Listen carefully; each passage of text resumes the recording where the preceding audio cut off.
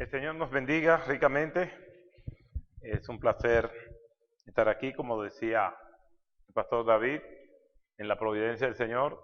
Nosotros teníamos que estar hoy saliendo para Brasil, para Sao Paulo, y ya teníamos todo listo, pasajes, hoteles, pero por razones logísticas que nosotros no controlábamos, no pudimos viajar. Entonces, aquí estamos y estamos contentos de que haya sido así, porque realmente iba a ser muy difícil, porque íbamos a Brasil, pero yo tengo conferencias viernes, sábado y domingo en Los Mochis. Entonces de Brasil teníamos que regresar para acá otra vez. Entonces, son de esos momentos donde la soberanía de Dios nos agrada. No siempre nos gusta la soberanía de Dios, pero en este caso sí. Y yo quiero compartir una porción de las Escrituras donde los principios que vamos a estar viendo hoy aplican a cualquier circunstancia de la vida, a una iglesia, a un ministerio y al matrimonio o a una empresa, porque son principios generales por los cuales todos nosotros como entes tenemos que pasar. Así que ya después de haber orado, yo le voy a invitar a que vayamos a un texto que va a servir de punto de partida. Ese texto se encuentra en el Antiguo Testamento, en el libro de Eclesiastés, capítulo 10, verso 10. Y mientras ustedes buscan ese texto, le comento que el libro de Eclesiastés tiene el título producto de lo que nosotros conocemos como la Septuaginta o la versión de los 70. Realmente no participaron 70 traductores, sino 72, pero se le dice la versión de los 70 del hebreo arameo al griego. Casi todos los títulos, por no decir todos, de los libros que nosotros encontramos en el Antiguo Testamento surgen de la Septuaginta. No están en los textos originales en hebreos y, por supuesto, ningún libro está escrito enteramente en arameo. Entonces, la palabra Eclesiastés viene del griego y no del hebreo, ni mucho menos del arameo, aunque se encuentre en el Antiguo Testamento. Y la palabra Eclesiastés lo que significa es predicador, porque ahí al principio, en el capítulo 1, nos dice que el predicador comienza a hablar de él, a identificar. Lo segundo que tenemos que decir es que el libro alude directamente a la identidad de alguien. Dice que el predicador, y da algunas pistas de su identidad, es hijo de David y fue rey de Jerusalén. El único hijo de David que fue rey en Jerusalén fue Salomón. Entonces aceptamos la paternidad del libro de parte de Salomón. Él es el autor, por lo que nos está diciendo inmediatamente en el capítulo. Una estructura que es propia de él y no propia de los escritores del Antiguo Testamento. Esto no es una epístola, es un libro que cae en la subcategoría de libros de sabiduría. Y los libros de sabiduría, si nosotros vamos al libro de los Proverbios, en el capítulo 1, también de alguna manera él se identifica. Entonces, ya sabemos que el libro de Eclesiastés, en su título, aunque no se encuentra en los manuscritos originales, viene de la versión Septuaginta y significa predicador, y que el autor es Salomón. Ahora, el contenido del libro es altamente filosófico. Es el texto de más carga filosófica de todos los libros de la Biblia. Y son aforismos, sentencias basadas en palabras, en las experiencias y en la observación empírica del autor del libro. Y nos presenta estas verdades a manera de aforismo, de oraciones y reflexiones. Esto que vamos a leer es parte precisamente de la observación empírica. A los filósofos en la antigüedad también se les decía pensadores. El filósofo pasaba mucho tiempo observando el objeto de su reflexión y sobre la base de sus conclusiones, pues él entonces emitía sus enseñanzas. En la academia griega, pues la manera de enseñar los filósofos era mediante la observación empírica, la observación de lo que ellos tenían como objeto de enseñanza, y venía entonces el intercambio de palabras, de reflexiones, tal y como vemos que sucedió con el apóstol Pablo cuando discutía con los estoicos y los epicúreos allí en la ciudad de Atenas. Entonces, esta reflexión nos lleva a nosotros a pensar y a llegar a concluir que Salomón era muy sabio, era un gran pensador. Y es una persona que tiene claroscuros. ¿Por qué? Porque por un lado vemos una persona sumamente reflexiva, sabia, ecuánime, que su sensatez la aplicaba al diario vivir, pero también vemos sus excesos y desenfrenos, sobre todo en el orden moral, algo que definitivamente aprendió de su padre David.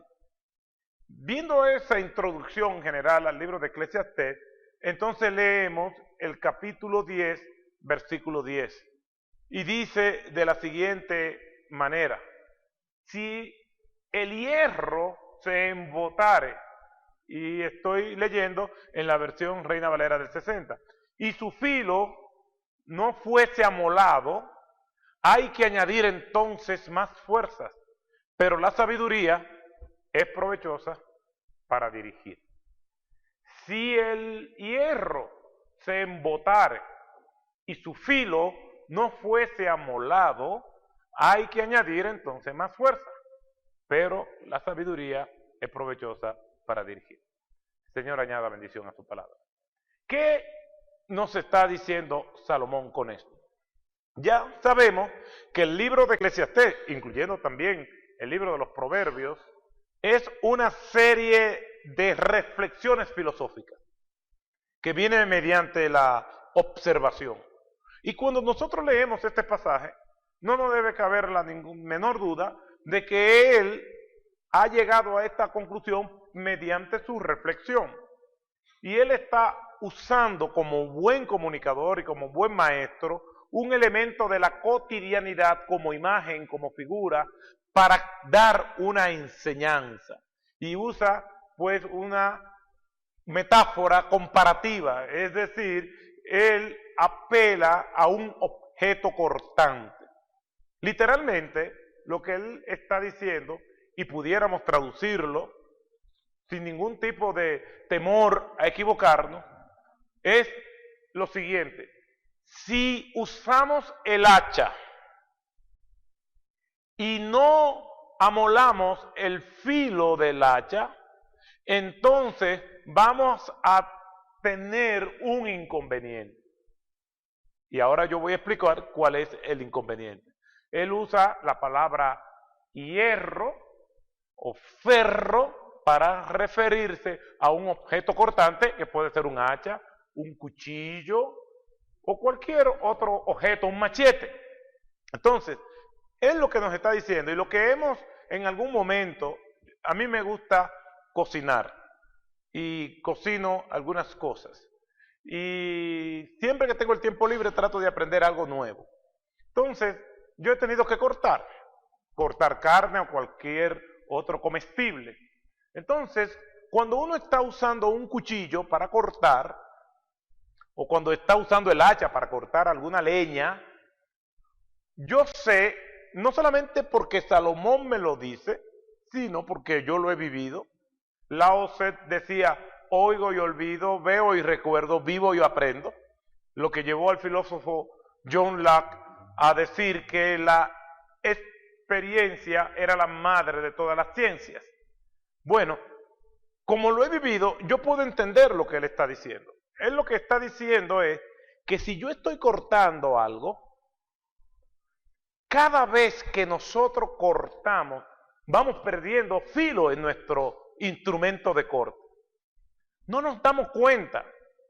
Los instrumentos de corte, todavía yo no conozco alguno que sea digital y me diga el nivel de filo que tiene, como en los celulares que nos dicen tiene tanto por ciento de carga. No conozco ningún cuchillo digital que me dice te queda 50% de filo, o 60, o 30. No me dice nada de eso.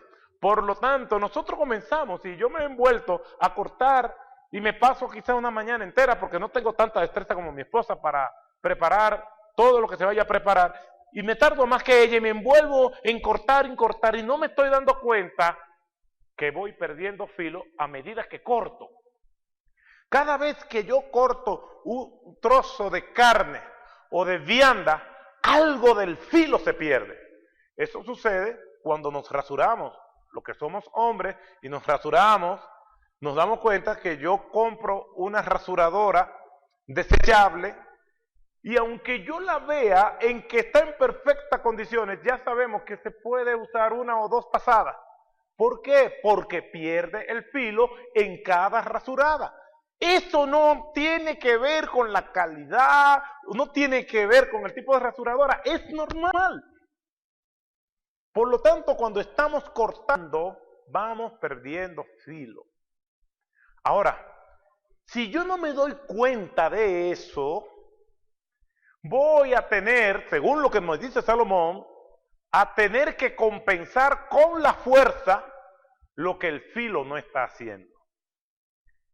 ¿Dónde tenemos que emplear más fuerza para cortar leña? ¿Con una hacha que esté bien afilada o con una hacha que está embotada? Con la que está embotada tenemos que darle con más fuerza. ¿Por qué? Porque nosotros no solamente estamos dependiendo del filo, sino del impacto que produce la fuerza. Entonces, eso es lo que está diciendo Salomón. Si el hacha se embotare y su filo no fuese amolado, yo tengo que compensar con la fuerza lo que el filo no está haciendo. Y esos instrumentos no están diseñados para apelar a la fuerza, sino a su capacidad de corte. Yo he tratado de cortar carne y digo, wow, pero qué es incómodo y puedo cortarla, pero el corte no queda bien, tengo que entonces hacer una pausa. ¿Y cuál es la pausa? Para amolar. Entonces cuando amuelo, cuando le saco el filo nuevamente, entonces ya veo que es más fácil. Si el hierro se embotare y su filo no fuese amolado, entonces hay que añadir más fuerza. Ahora, ¿cuál es la enseñanza que eso tiene? ¿Qué es lo que nos quiere decir Salomón? Lo primero es que no podemos amolar o afilar y cortar a la vez.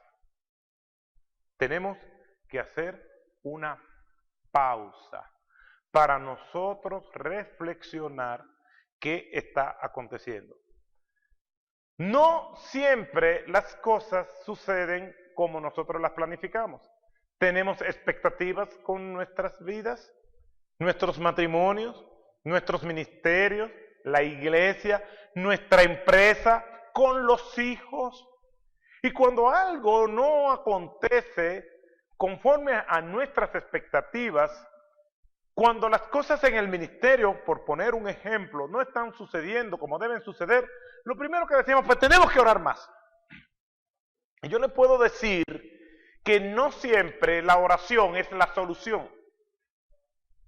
Y yo puedo ponerle ejemplos donde el Señor le dice al pueblo hebreo, aunque multipliquéis la oración, yo no los voy a escuchar. No se trata de orar más.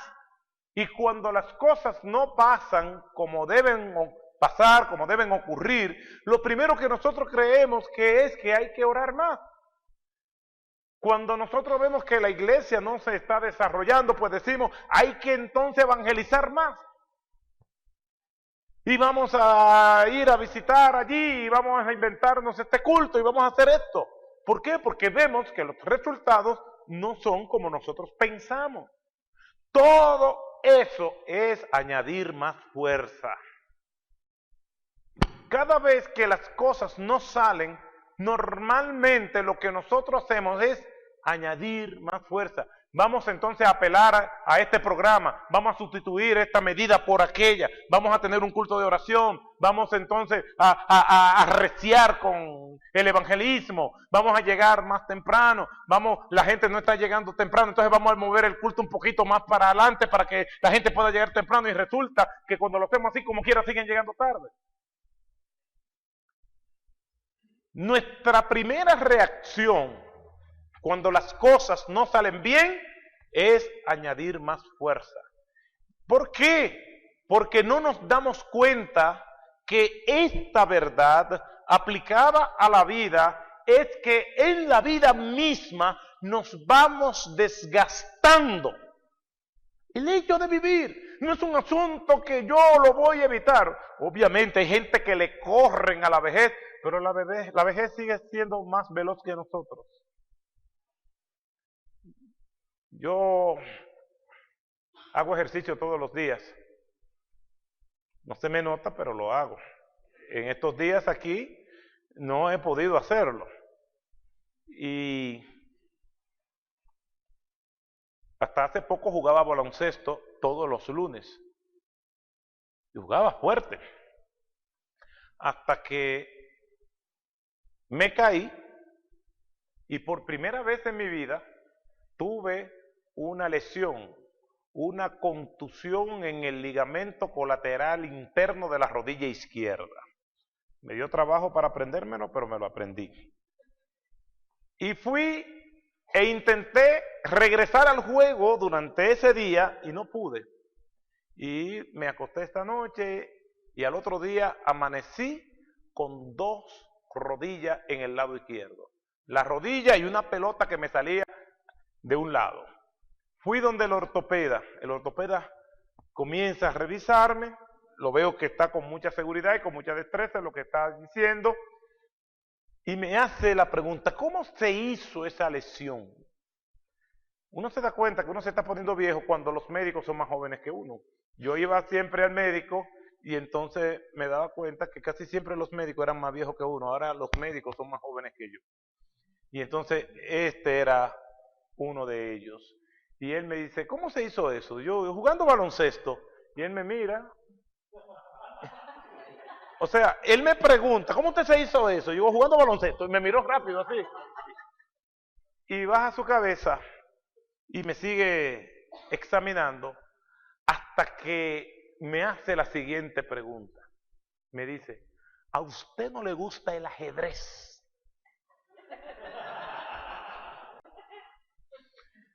Me está diciendo, dedícate a otra cosa, porque vamos perdiendo facultades.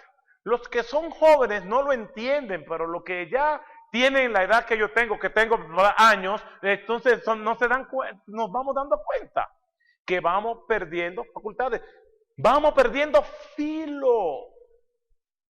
Y constantemente tenemos que estar haciendo pausas. El problema es que si no estamos conscientes de que vamos perdiendo filo, que vamos desgastándonos, no vamos a hacer las pausas pertinentes para hacer los ajustes. ¿Qué sucede cuando no hacemos las pausas necesarias? Vamos otra vez a la imagen. Si el hierro se embotare y su filo no fuese amolado, hay que añadir más fuerza. ¿Qué va a pasar cuando comenzamos a añadir más fuerza? Bueno, vamos a cansarnos más, porque estamos queriendo hacer con la fuerza lo que le toca al filo. ¿Y qué va a pasar cuando nosotros trabajamos cansados, que perdemos eficiencia? Porque estamos trabajando cansados. No estamos trabajando a máxima capacidad. Vamos perdiendo eficacia. ¿Y qué va a pasar cuando nosotros entonces perdemos eficiencia? Que los resultados no son los mejores. ¿Y qué pasa entonces cuando los resultados no son los mejores? Nos frustramos. ¿Y qué pasa entonces cuando nos frustramos? Decimos, eso no funciona y tenemos la tendencia de abandonar la causa. Tenemos la tendencia de dejar de hacer eso porque entendemos que no funcionó. Puede ser un ministerio, puede ser tristemente hasta un matrimonio se ve. No funcionó. Un hombre va con una lesión severa en varias partes de su cuerpo, un cuello ortopédico, tiene yesos, y lo ayudan a llegar hasta la compañía aseguradora para reclamar un seguro. El agente de seguro le pregunta, ¿cómo usted se accidentó y cuál es su oficio? Él dice, yo trabajo en la industria de la construcción, yo soy un albañil, un obrero de la construcción. Entonces, ¿cómo usted se lesionó?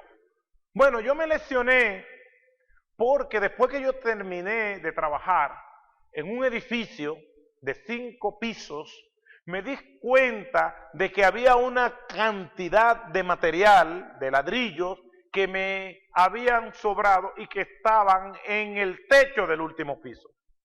Y como tenía que entregar la obra limpia, entonces me dispuse a bajar ese material. Entonces había todavía una polea instalada y esa polea, pues entonces yo la preparé para entonces bajar. Como usted podrá ver mi contextura física, yo peso 150 libras. La canasta y la polea pesa 50 libras. Entonces yo puedo subir la polea. Y subí la polea, la amarré en el piso, subí hasta el 5.º piso, después subí a la azotea y puse todos los ladrillos en la canasta.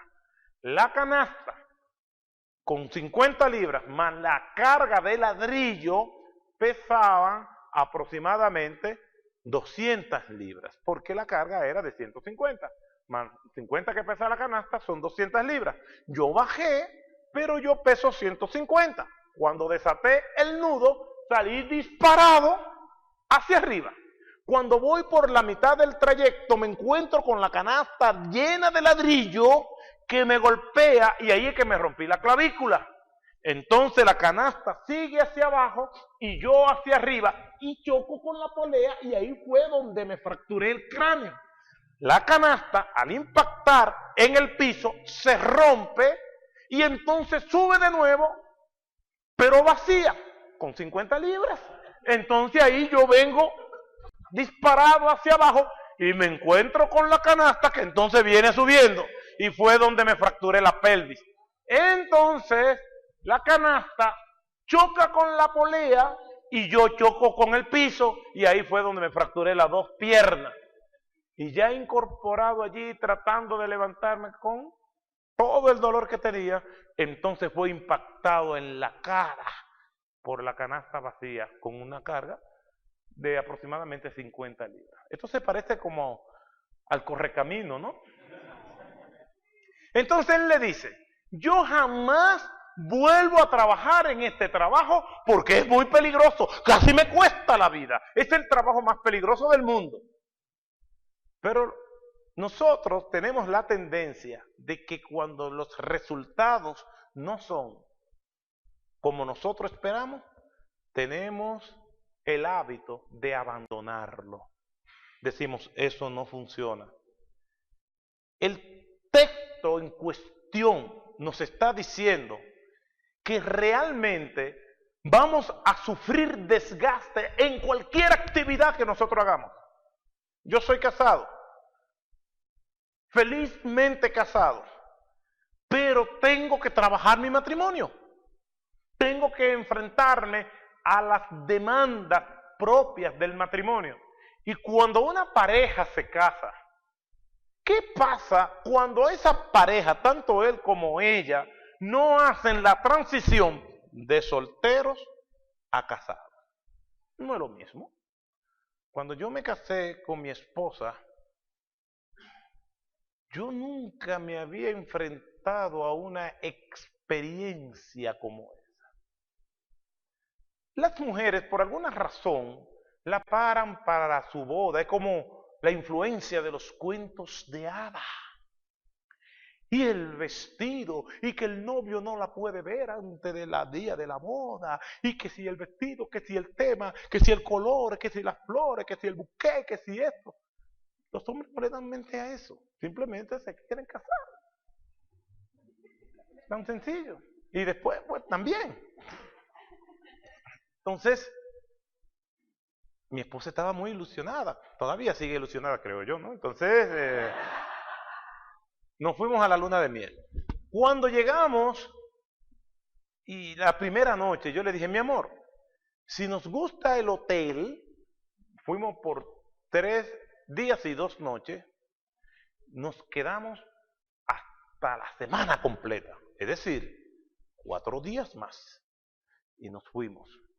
Pero ustedes, díganme si no me van a creer lo que les voy a decir, porque si no, no se lo digo. Miren, hermanos, llegamos a la luna de miel, llegamos al hotel, amanecimos en la mañana. Entonces, cuando yo me despierto, está ella a mi lado. Vamos a desayunar, está ella a mi lado. Yo nunca había estado 24 horas ininterrumpidas con una persona al lado mío. Pero eso no fue ese día, sino que al otro día, otra vez lo mismo. Y para donde quiera que íbamos, yo estaba con ella al lado. Y aunque yo era creyente, yo era un hombre piadoso, llegó un punto en que yo me sentía sofocado. Y cuando ella me dice a mí, mi amor, nos vamos a quedar por la semana, y dije, no, vámonos. No entendía. ¿Por qué? Porque yo tenía mi mentalidad todavía de soltero. Cada etapa tiene sus propias dinámicas y en cada dinámica hay que hacer sus ajustes. Le contaba yo a unos hermanos anoche que después viene la etapa de los hijos. Y nació nuestra primera hija y mi esposa, yo estoy en el family, en el salón, en la sala de estar, viendo televisión y le digo, hablándole acerca de mi primera hija, siendo recién nacida, le digo, ¿y Elizabeth? Se durmió. La pusiste en la cuna, ¿verdad? No, la dejé en la cama de nosotros. Ten cuidado. Me dice ella, no, yo le puse almohadas por los lados, no hay problema. Ok, se sienta, oímos un ruido. ¡Pum! Se cayó de la cama.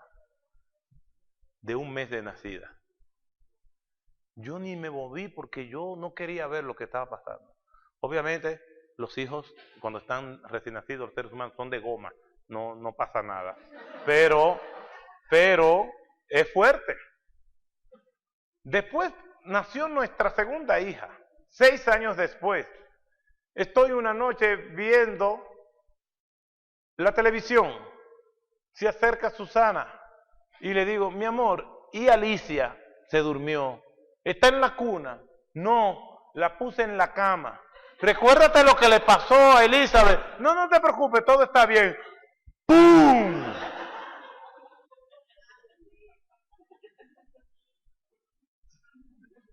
La vida es por ciclos. La vida, cada ciclo amerita sus ajustes.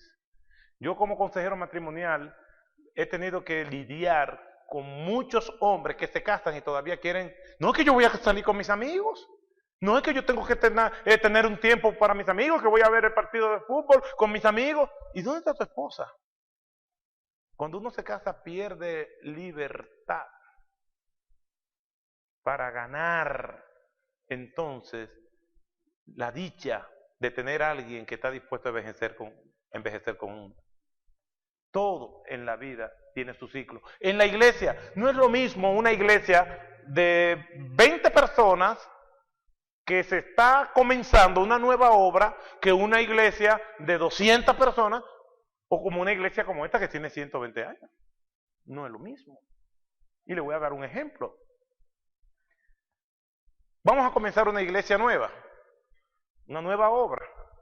Y nos juntamos varios hermanos, 2 o 3 familias, y se van a un lugar a comenzar una nueva obra con el pastor. Llega una persona visitante y somos 3 familias que estamos junto con el pastor ayudando a plantar esa nueva iglesia. Todos nos conocemos. Hay un hijo de uno de los hermanos que comienza y comienza por aquí y comienza por allá, viene el micrófono y dice ¡hola! Y todo el mundo ¡ah! Es una gracia. Todos se conocen, todos son familia, pero ya una iglesia de más personas, de 200 personas, 300 personas, usted no ve un niño por allí. ¿Por qué? Porque cada iglesia tiene su particularidad. Ahora, lo serio sería que esta iglesia comience a crecer, su liderazgo comience a madurar y entonces a la hora del culto estén niños corriendo allí. ¿Por qué? Porque cada etapa tiene sus propias dinámicas. Las empresas, no es lo mismo una empresa de 5 personas, una microempresa, a una mediana empresa con 30 personas. Entonces, cada vez que pasamos de un nivel a otro, tenemos que saber que tenemos que hacer pausas para nosotros, entonces, poder adaptarnos. Yo tengo una gráfica que quiero compartir con ustedes, que nos muestra de manera más detallada eso. Y yo quisiera que nosotros comenzáramos haciéndonos estas preguntas. De estos ciclos de la vida o del ministerio, ¿dónde tú crees que está? Hazte esa pregunta. Si yo te preguntara, ¿dónde tú estás como iglesia? ¿Cuál es la respuesta a eso? Y es importante que piensen una respuesta porque yo voy a presentar las distintas etapas y al final te voy a hacer la pregunta otra vez. ¿Dónde está tu ministerio? ¿Dónde está tu matrimonio? ¿Dónde está tu empresa? ¿Dónde estás tú en tu relación con Dios? Todo ministerio tiene un nacimiento, un punto de partida. Ese nacimiento normalmente es producto de la planificación. Nadie va a comenzar un ministerio, una iglesia, producto del azar. Yo recuerdo una señora cuyo hijo estaba enfermo y ella me dice a mí, si el Señor lo sana, yo le voy a poner una iglesia. La señora no era cristiana. Y yo le digo, ¿que usted le va a poner una iglesia? Sí, yo le voy a poner una iglesia. Yo busco un local, pues ya tenía dinero, yo busco un local, lo compro, lo rento y le busco gente para que él le predique. ¿Cómo que es un negocio? Eso no está así. Se supone que todo ministerio tiene un nacimiento y debe ser producto de la planificación y de una visión determinada y del análisis y de buscar alguna opinión, de la investigación. Bueno, vamos a comenzar una iglesia en tal lugar y de cuánto es la población, qué segmento de esa población nosotros queremos alcanzar, cómo vamos a sostenernos en esta iglesia, dónde vamos a estar, dónde vamos a comenzar. tiene que ser producto de la planificación. Y algo tan serio como la Iglesia de Dios como agente catalizador del reino de Dios. Entonces, toda institución, todo ministerio tiene un nacimiento, pero nosotros no queremos quedarnos en la etapa del nacimiento. Nosotros tenemos nuestros hijos y dependiendo de la complexión nuestra y de nuestra genética, nosotros más o menos tenemos la expectativa de qué estatura van a tener. Pero nosotros no queremos que nuestros hijos se queden del mismo tamaño, no queremos que se queden enanos, porque entonces ya es una anomalía, es una enfermedad. Nosotros queremos que crezcan, que se desarrollen. Entonces, toda institución tiene entonces una etapa segunda, que es la etapa del desarrollo. Desarrollar algo es sumamente difícil, porque el desarrollo es ir en contra de todas las circunstancias y elementos adversos que se dan que nosotros no planificamos. Hay riesgos calculados, pero hay elementos que nosotros no hemos planificado. Por ejemplo, nosotros vivimos en la República Dominicana, está en el mismo corazón del Caribe. Personas que no comprenden cómo nosotros, como isleños, podemos vivir 6 meses del año en alerta de huracanes. La temporada de huracanes comienza el 1 de junio y todavía no ha terminado. Termina el 30 de noviembre. ¿Qué significa eso? Que en ese periodo de 6 meses, en cualquier momento, puede aparecer un huracán, una tormenta tropical, hasta devastadores huracanes como hemos tenido en la historia. George, hemos tenido Mitch, hemos tenido María, hemos tenido Irma. Y se dice que la frecuencia es cada 10 años de un huracán catastrófico. Pero vivimos con esa alerta todos los años. Y si ustedes, yo les digo algo, yo no sé si ustedes me lo van a creer, pero cuando se anuncia que hay un huracán, hay un ambiente festivo en la población.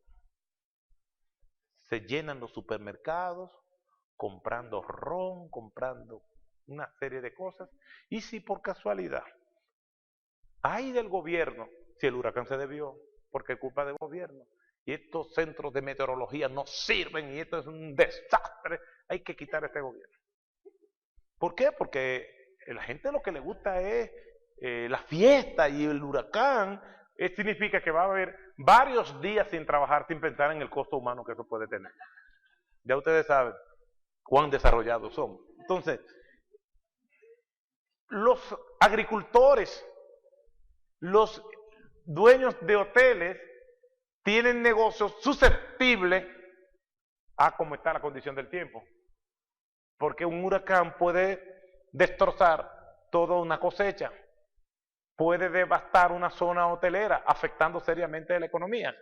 ¿Y quiénes son los más afectados? Los que están en una etapa de desarrollo, de una competitividad más riesgosa, los que todavía no se han consolidado bien. Quiere decir que desarrollar algo cuesta mucho, mantener un matrimonio cuesta mucho, criar hijos, llevarlos a la escuela, después llevarlos a la universidad, cuesta mucho.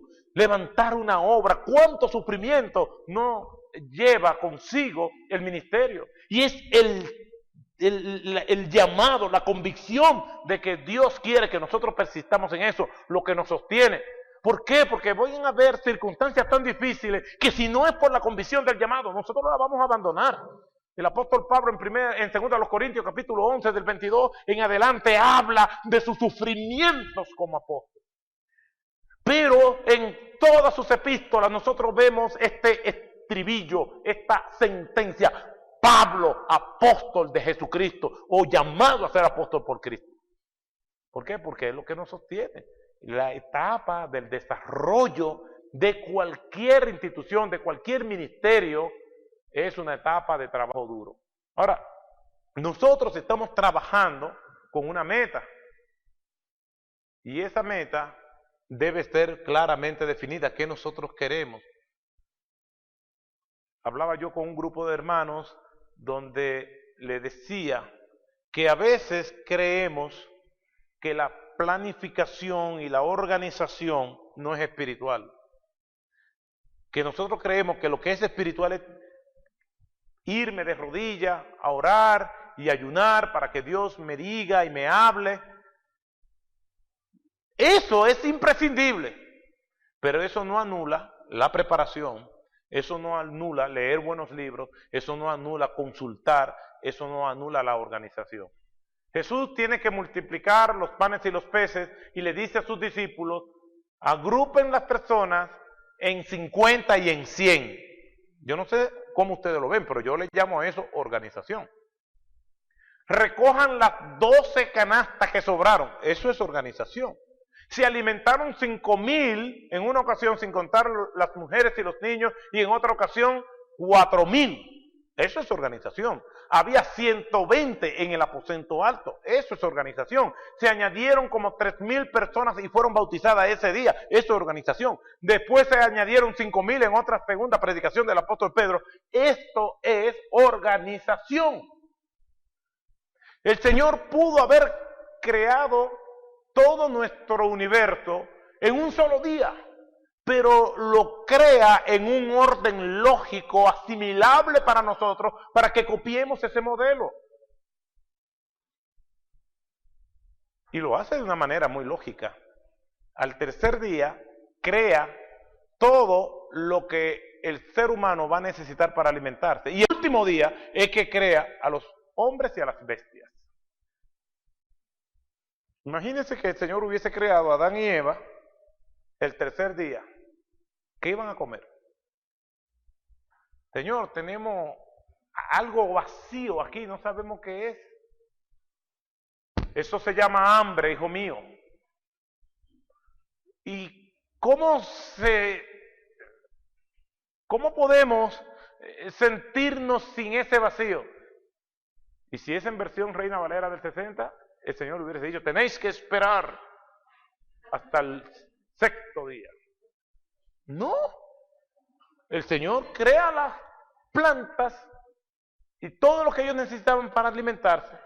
Cuando ellos son creados, ya todo estaba allí. No es que Dios no puede hacerlo al revés. Y no es que Dios no pudo haber creado todo el mismo día, pero nos está modelando. Nos dice la Escritura que varón y hembra lo creó. A imagen y semejanza de Dios lo creó. Esa capacidad de razonar nosotros la tenemos. La Escritura dice que nosotros tenemos la mente de Cristo.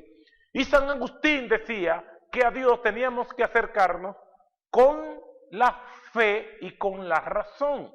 Y que tenemos que creer para poder comprender y poder aplicar.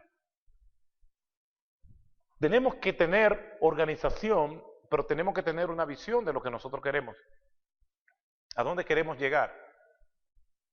Visión sin organización es frustración.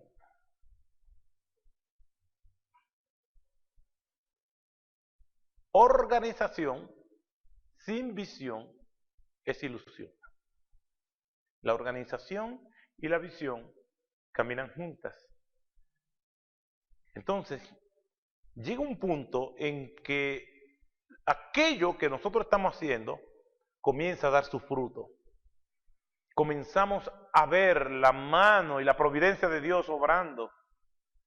Vemos que a pesar de los momentos difíciles, seguimos casados, que la iglesia, a pesar de muchísimas dificultades, está de pie, y vemos como que Dios está añadiendo personas a la iglesia, y como que hay un gozo y hay un ambiente diferente, que los hijos están casados y se fueron y nos dan satisfacción. Quiero decir que esta etapa donde los sueños y las metas se han logrado se llama la etapa del apogeo. Es la etapa de velocidad crucero. Ustedes no ven en los aviones que cuando nosotros estamos viajando, dicen que abróchense los cinturones, los dispositivos electrónicos de formato grande deben cerrarse, apagarse, el celular debe ponerse en modo avión, la bandeja de servicio debe ser desplegada donde va, y nadie puede pararse. En un momento crítico, los pilotos son entrenados más al despegue y al aterrizaje. Y despega el avión y todo el mundo va serio. Usted ve que en ese momento nadie se está riendo. Usted ve, todo el mundo está serio, gente cierra los ojos y esto. Hasta que después de 15 o 20 minutos, si todo está bien, se oye un sonido ¡ping! Y entonces el piloto dice, bueno, vamos a casi nunca se le entiende, pero están hablando, ¿no? Y entonces dice, disfrute su viaje. Y entonces ahí va todo. Entonces uno se para, si son viajes larguísimos, de 8 horas, la gente se para, camina y todo va ahí tranquilo, velocidad cero. Hay veces que las cosas marchan tan bien que uno no las disfruta, porque uno siempre está esperando la sorpresa negativa. De hecho, no sé si pasa con ustedes, pero a mí me pasa. Yo tengo personas que cada vez que me llaman, yo sé que es para un problema. Yo le llamo llamadas depresivas, que son personas que tienen el arte de desgraciarte el momento. Nunca te llaman para nada bueno. Desde que tú me dices, eso da problema, yo se lo enseño a mi esposa, mira que me está llamando, eso es problema, 100%. Pero hay veces que te llaman y tú dices, ay, está... Y resulta que dice, ay, pastor, me estoy llamando para darle las gracias. Y bueno, por lo menos hubo un día, pero eso es escaso. Pero lo cierto es que pasamos por momentos donde no hay problemas. Que Dios en su gracia nos permite disfrutar del esfuerzo. Hay personas que no disfrutaron de su esfuerzo. Y Dios sabe por qué lo hizo. Billy Graham murió casi de 100 años.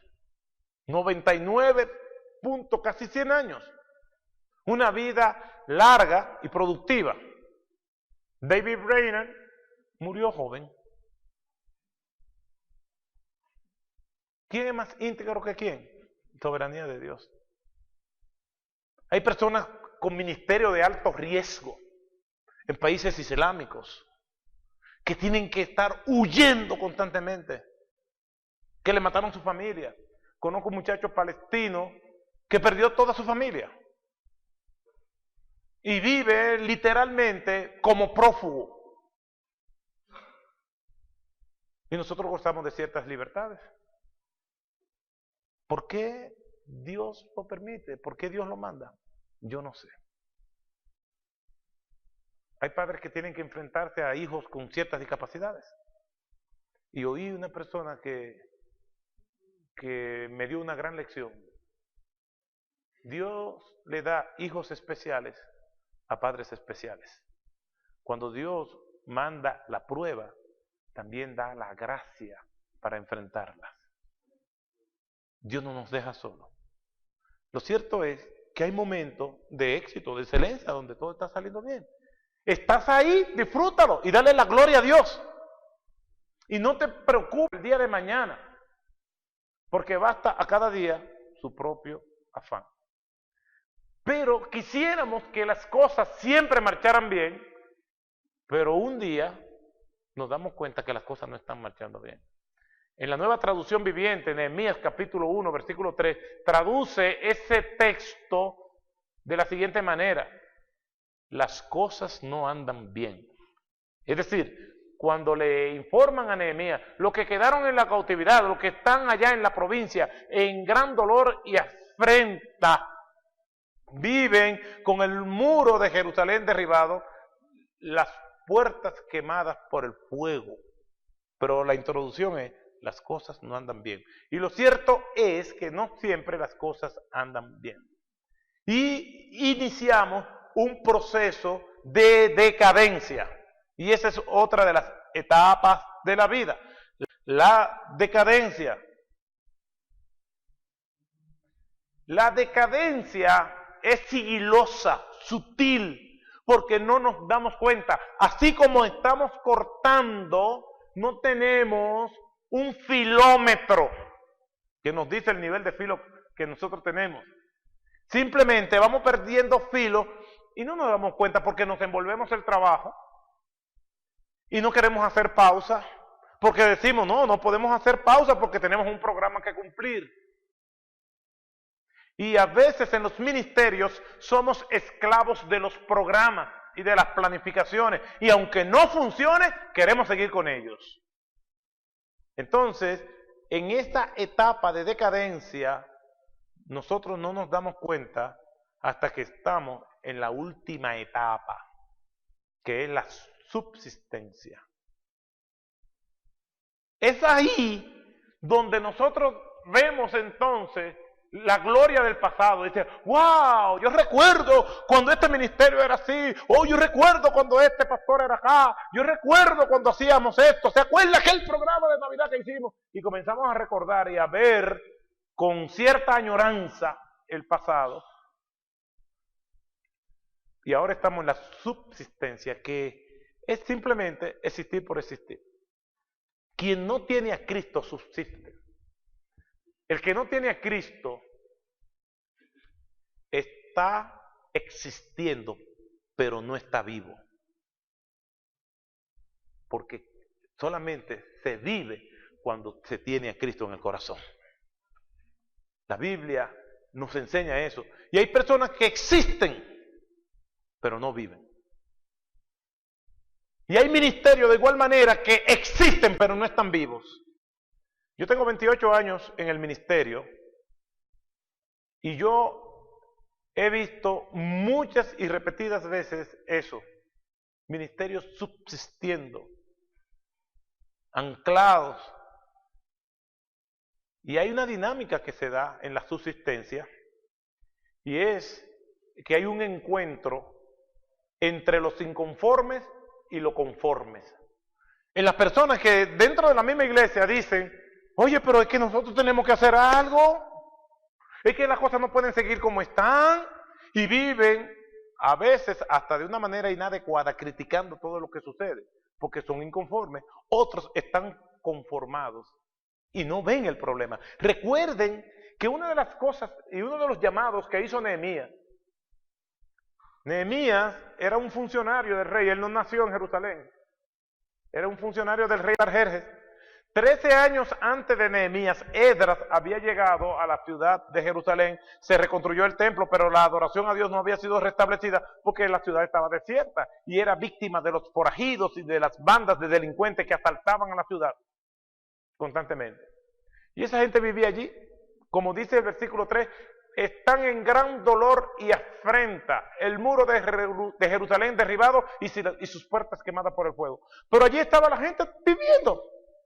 Recuerden que Jesús se acercó al paralítico de Betesda y le preguntó, ¿recuerdan lo que le preguntó? ¿Quieres ser sanado?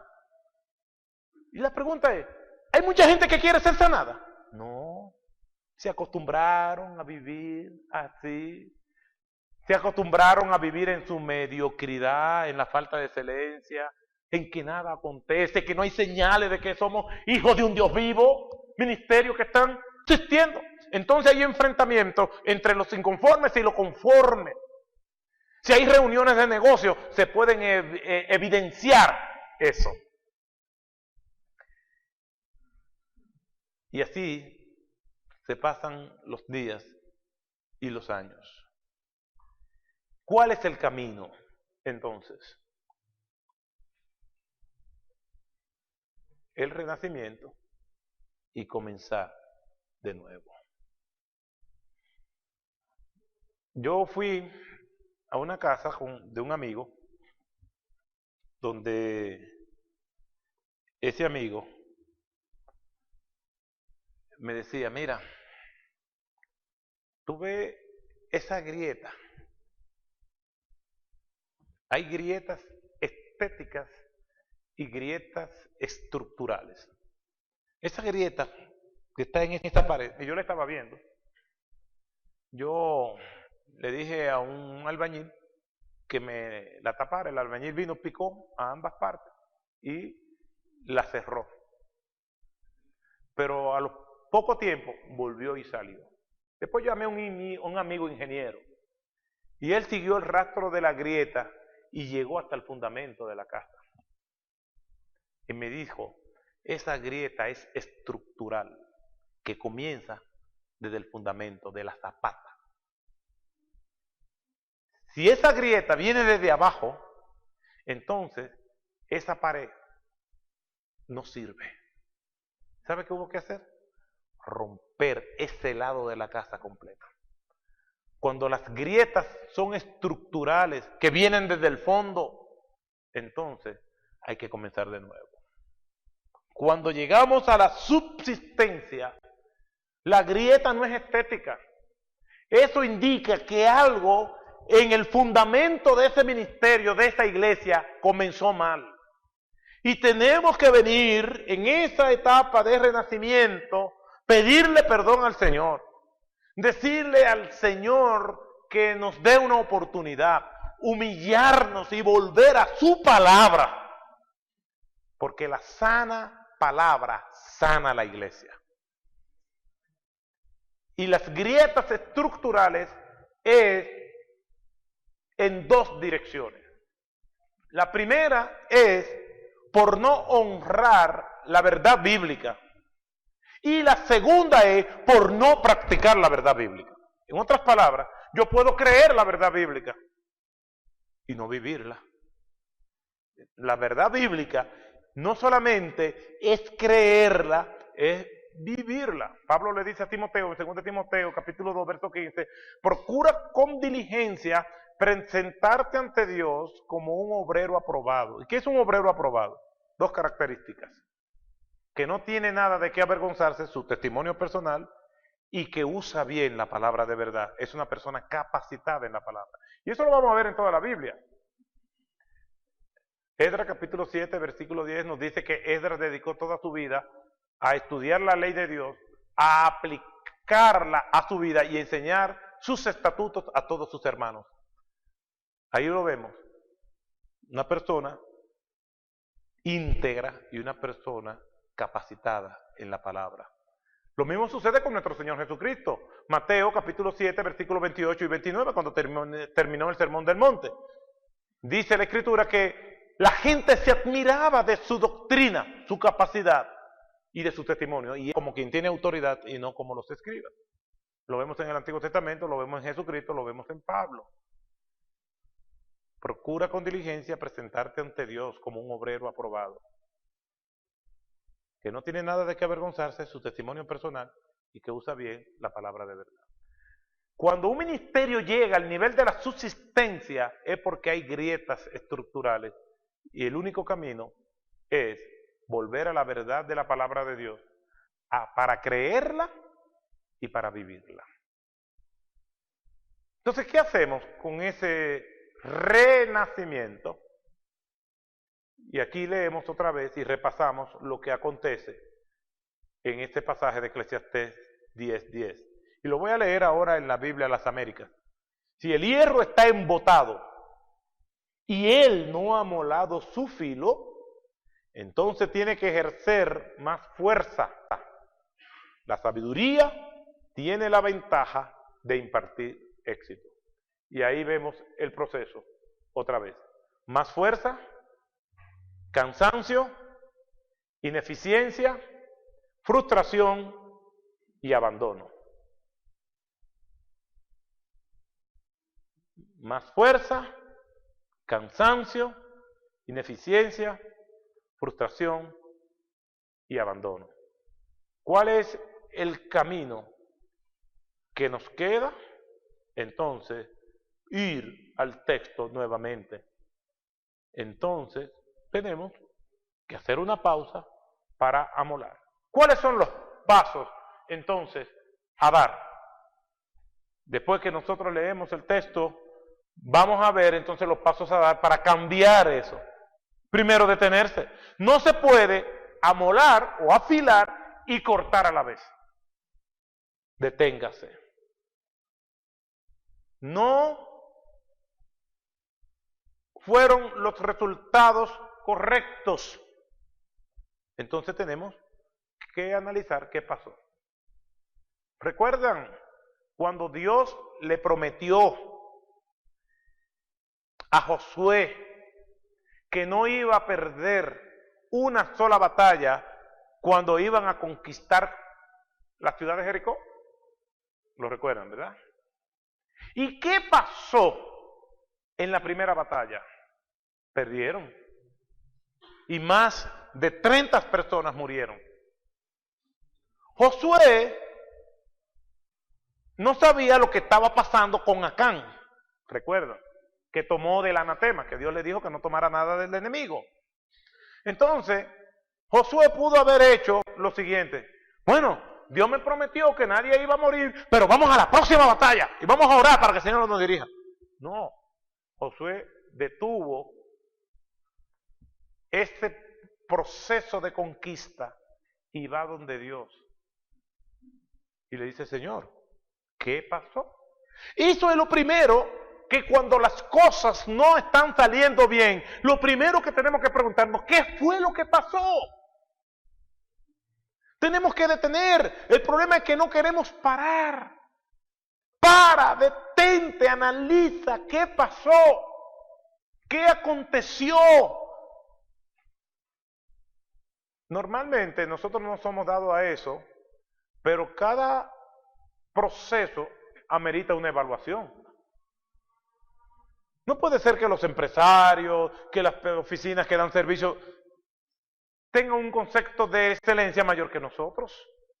La palabra de Dios nos dice en Génesis, por lo menos en 5 ocasiones, y vio Dios que lo que había creado era bueno. Y corona ese capítulo 1 con el versículo 31 diciendo, y vio Dios que lo que había creado era bueno en gran manera. El concepto de calidad total y de excelencia para el consumo no lo crean los departamentos industriales de las empresas, lo dice la Biblia. Dios nos entregó una creación funcionando bien para su gloria y su honra. Dios, aún sabiendo que nosotros íbamos a maltratar esa creación, nos la entregó en perfectas condiciones. Se esmeró por amor a su propia gloria y por amor a nosotros. Y a pesar de todo el pecado, de todo el abuso que nosotros hemos cometido, la creación mantiene su esplendor. Tenemos que detenernos a ver qué pasó. En segundo lugar, evalúe. Llame a su personal. El Señor dice en el libro de Isaías al pueblo hebreo, en el capítulo 1, venid y estemos a cuenta. Los escritos originales dicen, venid y razonemos juntos. Ven, vamos a sentarnos a ver qué pasó. Yo recuerdo que mi hija mayor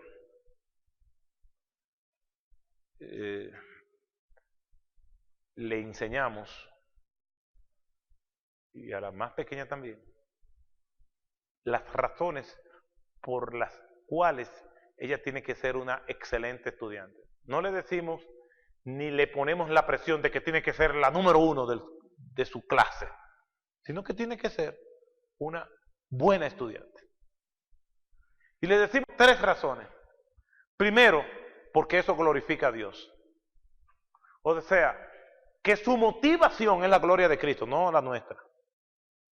En ese orden jerárquico. Tiene que ser buena estudiante, y se lo digo a los estudiantes, tienen que ser buenos estudiantes porque eso glorifica a Dios. En segundo lugar, porque honra a los padres que hacen el esfuerzo. Y en tercer lugar, porque te beneficia. 3 razones poderosas por las cuales un joven cristiano tiene que ser un buen estudiante.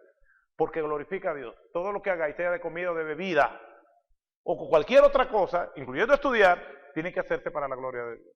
Segundo lugar, porque honra a los padres, honra a tu padre y a tu madre. Y en tercer lugar, porque te beneficia. Todo lo que el hombre cosecha, eso también se gana. Y le digo, tiene que ser buen estudiante. Y es excelente estudiante. Pero un día nos trajo una nota deprimente. Y yo les reclamé. ¿Cómo puede ser posible? Después que nosotros te decimos todo lo que te tenemos que decir, tú traes esa nota. Inaceptable. Y la corregí excesivamente. Íbamos a salir, me molesté, dije no vamos a salir. Mi esposa me escribió un mensaje de texto diciéndome, yo también me siento mal, pero esa no es la forma.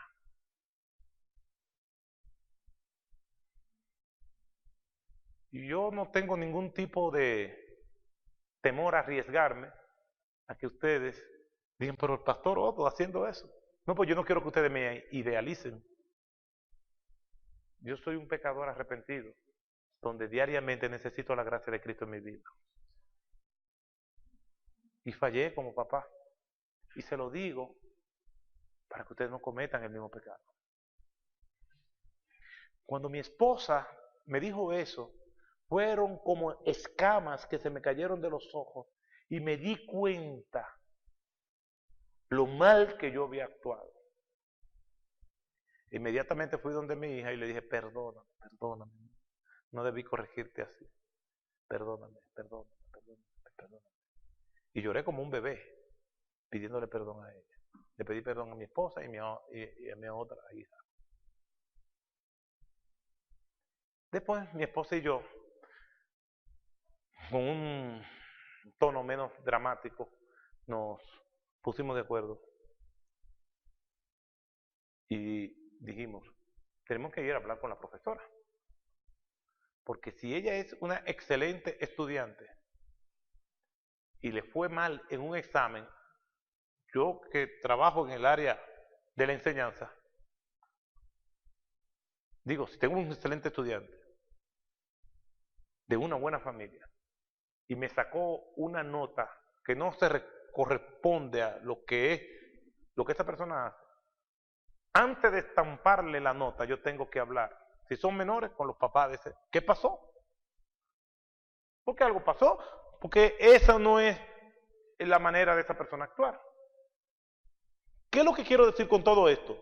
Que cuando las cosas no salen bien, lo primero que tenemos que es evaluar. Yo no evalué.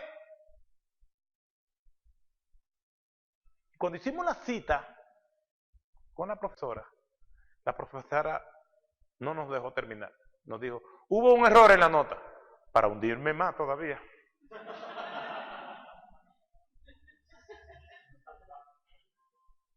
Y volví entonces mi hija, te pido perdón, ya papi, ya, yo te perdoné, olvídate de eso. Pero la historia no se queda ahí. No obstante, fuimos donde la profesora, pues ya habíamos hecho la cita. La profesora nos dijo lo que pasó. Yo le puse un trabajo donde los estudiantes hicieran una mini biografía en 300 palabras de alguien a quien ellos admiraban. Y cuando su hija, mi hija, comenzó en una narrativa exquisita, nos dice la profesora, a hablar de su personaje, se puso a llorar. Y a llorar. Y se sentó. Y yo le dije, párate. Cuando te sientas más calmada, seguí con otro. Pero ella no pudo seguir de la emoción.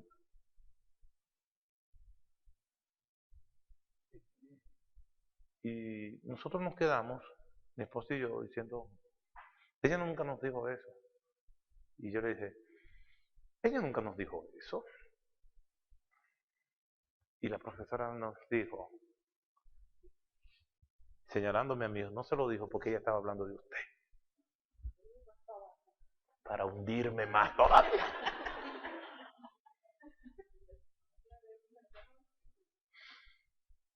Se emocionó al hablar de su papá.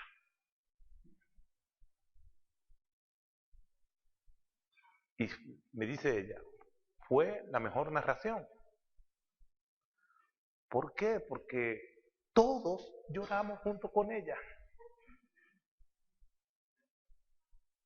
Y ahí vuelvo yo otra vez, donde ella le digo, mi amor, mira, perdóname, papi, ya, para ya con el asunto. Todo por no evaluar.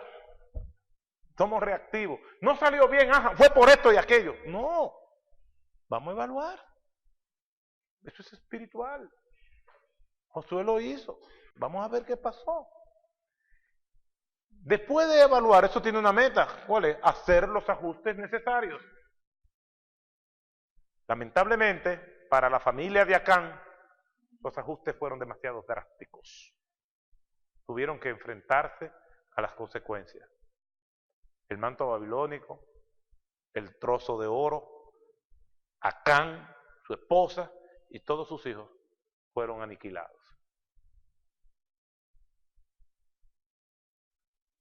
Mientras más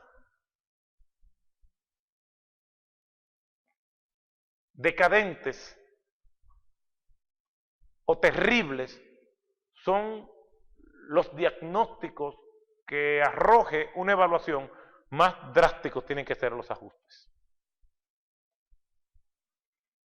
En una iglesia significará decirle a un hermano, hermano, yo creo que Dios no te ha dado esos dones.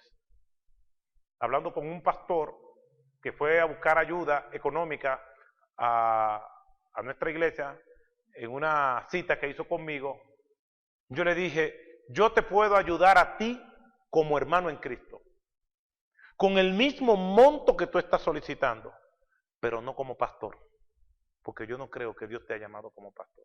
Y me senté con él, se molestó y se fue enojado. Pasaron 3 meses y me escribió diciéndome, perdóname, tú tienes razón. Y él no es pastor ahora. Y duró 17 años siendo pastor.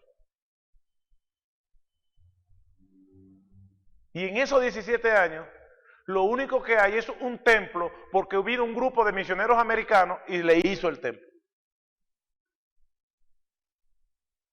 Otro pastor está ahí y ya nuevos vientos soplan, porque Dios solamente está comprometido con aquellos a quien Él ha llamado.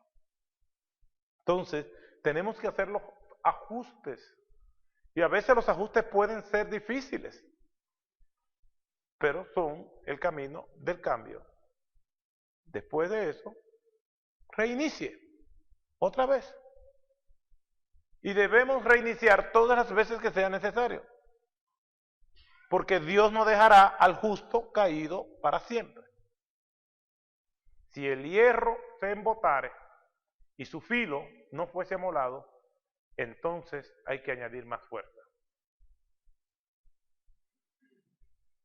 Pero la sabiduría es provechosa para dirigir.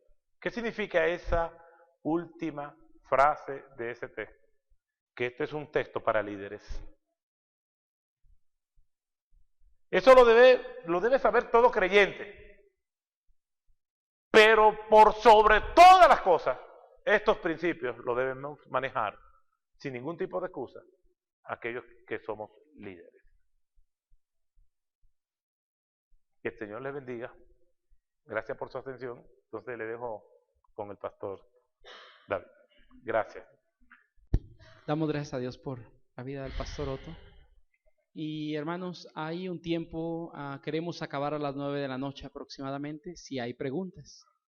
El foro está abierto, hay un micrófono por ahí inalámbrico que estaremos pasando. Lo que estamos ahorita teniendo, todo se está grabando solamente en audio. Entonces queremos no dejar pasar las preguntas que alguien pueda hacer sobre lo que el pastor Otto ha compartido. No solamente puede hablar de esta situación o de esta conferencia, sino aún tal vez alguien en base a esto, a lo mejor algo sobre el ministerio, en donde Dios le ha llevado a experimentar parte de esto que ha compartido, pues está abierto el foro para preguntas. Me gustaría, si alguno de ustedes quiere comenzar con la primera, puede levantar su mano, le hacemos llegar el micrófono para que la pregunta también pueda quedar grabada juntamente con la respuesta. Acá mi hermana Lirio. Usted decía que hay iglesias que subsisten. Y yo quisiera preguntarle, ¿hay cristianos que subsisten? Sí, también, claro, claro. La salvación es producto de la gracia de Dios que actúa mediante la fe salvadora. Ahora bien, no todos los cristianos tienen el mismo nivel de madurez, pero como nosotros no somos salvos por nuestros méritos, no por los méritos de Cristo en la cruz del Calvario, la misma palabra del Señor nos muestra que hay personas que no tienen el mismo nivel de madurez. Lo vemos en todas las iglesias que nosotros encontramos a las cuales el apóstol Pablo le escribe. Pablo escribe por 3 clasificaciones de pecados, que es como yo creo que se clasifican: pecados morales, pecados relacionales, es decir, entre personas, y pecados doctrinales, es decir, contra la palabra. Entonces, por ejemplo, Pablo en 1 Corintios, capítulo 1, le dice a los santos y a los llamados a ser santos. En el capítulo 3 le dice carnales, niños en Cristo, os di a beber leche y no vianda. En el capítulo 5 hay un pecado de inmoralidad. Y en el capítulo 12 hasta el 14 vemos pecados contra la palabra de Dios. Pecados morales, pecados relacionales y pecados doctrinales. A los Gálatas, la estructura de las epístolas es salutación, acción de gracia y entrar al cuerpo de la carta. Pablo pasa de la salutación a decirle a los Gálatas insensatos, anatemas, porque se han dejado leudar por las influencias de los judaizantes. Los colosenses estaban siendo influenciados por los gnósticos. Lo vemos en la historia de la iglesia, Hechos capítulo 6, verso 1 en adelante. Como creciera el número de los discípulos, hubo murmuración de parte de los griegos contra los hebreos porque las viudas de estas eran desatendidas en la distribución diaria. Esa es la iglesia de Cristo. Cristo recién resucitado. Mateo capítulo 28, versículo 17. De 11 discípulos que Jesús le dijo que le esperaran en Galilea, dicen que se le apareció en Galilea el lugar donde él les había indicado. Versículo 17. Cuando le vieron, le adoraron. La palabra es proscuneo, postrarse ante una entidad que él entiende que es mayor. Entonces, se incorporaron, se doblegaron ante la presencia de Cristo, pero algunos permanecieron de pie, porque dicen, pero algunos dudaron. De 11, entonces, ese es el cuerpo de Cristo, débiles y más fuertes. Leonard Ravenhill, un evangelista, decía que la iglesia es un hospital donde todos estamos en tratamiento. Ok, nada más. ¿Usted considera que Salomón fue salvo? Claro, claro. Salomón yo dudo que una persona que no hubiera sido salva nos hubiera entregado unos textos tan llenos de sabiduría e inspirados por el Espíritu Santo. Cuando nos dice 2 Timoteo capítulo 3, versículos 16 y 17, toda escritura es inspirada por Dios. Todavía el Nuevo Testamento no había sido escrito. ¿A qué se está refiriendo? Al Antiguo Testamento, incluyendo los libros que escribió Salomón, Proverbios, Cantar de los Cantares y el libro de Eclesiastés, por supuesto que sí. Hermano, bueno, doy espacio por ahí. Levantaron algunas manos. A mi hermano Macías para la pregunta, luego vamos allá atrás con mi hermano César y luego acá adelante. Hermanos, algo que el pastor Otto por ahí sugiere, las preguntas de preferencia relacionadas con el tema que se ha tocado, para sacarle un poco más de jugo y provecho al tema que se ha impartido y por el tiempo que tenemos. Adelante, hermano Macías. Muchas gracias. Yo quisiera preguntarle, hermano, ¿cuál es la mejor manera para que un cristiano no pierda el filo? Porque, bueno, una sería no usarlo, sí. Pero esa no es opción. Pero caeríamos en aquellos hombres que el Señor les entregó talentos. Sí, claro. O sea, excelente pregunta. Pero ¿cuál es la mejor forma? Porque, bueno, tenemos que servir. Excelente pregunta. Yo no dependo de mí mismo para la evaluación. el Salmo 139, el salmista comienza hablando de la omnisciencia de Dios, que Él lo sabe todo. Dice, si hiciere mi estrado en el Seol, allí estarás tú. Él comienza haciendo unas afirmaciones.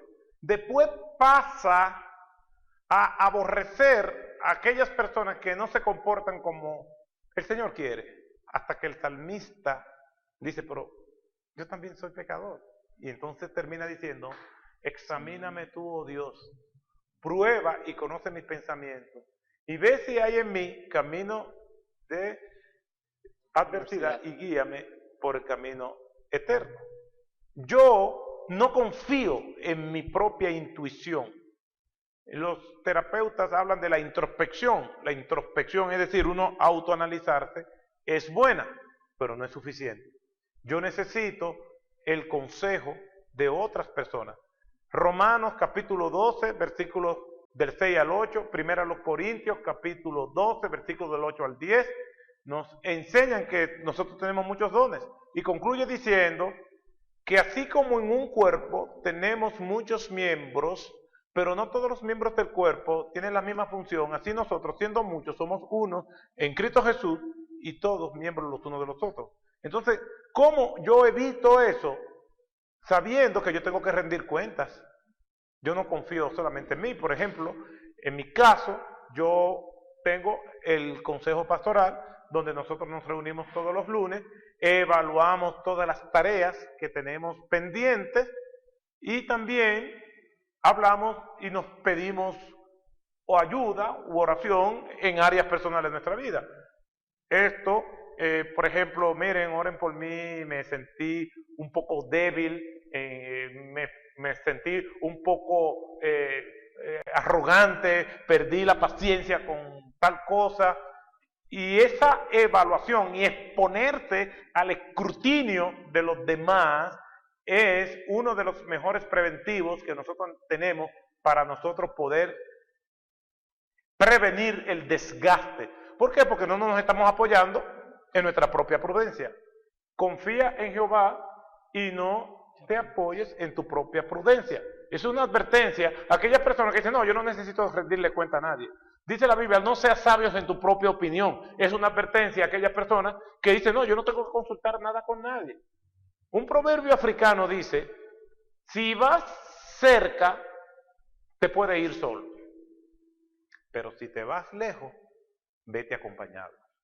O sea, que realmente en cualquier renglón de la vida, no solamente del ministerio, tenemos que ponernos al criterio de los demás. Mi esposa y yo tomamos las decisiones en consenso.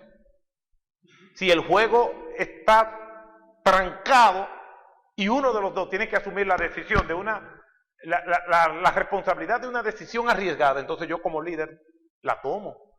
Pero yo no soy un dictador.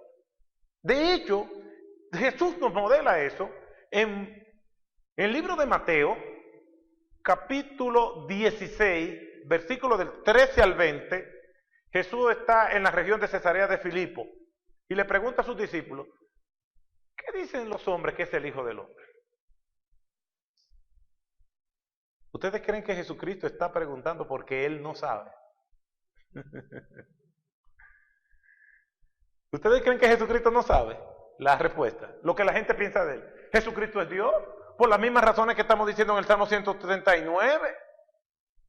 ¿A dónde me iré y a dónde huiré de tu presencia? Y después Pedro, cuando le está confesando a Cristo que lo ama, él termina diciéndole, tú lo sabes todo. Y es verdad, el Señor lo sabe todo. Entonces yo creo que eso complica más la situación. Porque entonces nosotros tenemos que concluir de la manera siguiente. Si el Señor sabe la respuesta, ¿por qué está haciendo esa pregunta?